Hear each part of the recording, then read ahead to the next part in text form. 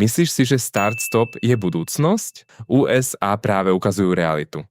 Start-stop postupne končí, motor sa zbytočne vypína, vyššie opotrebenie štartéra a batérie, vyššie servisné náklady, nulový prínos pre životnosť motora.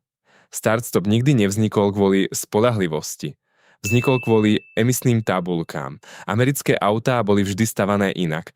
Veľké atmosférické motory, minimum zbytočných systémov, dlhá životnosť.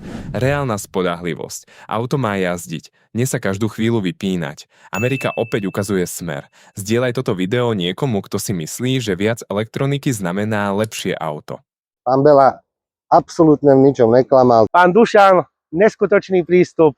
Auto v poriadku, záruka 2 roky. Kupujte si americké autá, prosím vás. Maximálně doporučuji dovoz aut z Ameriky a pan Dušan fakt neskutečný přístup.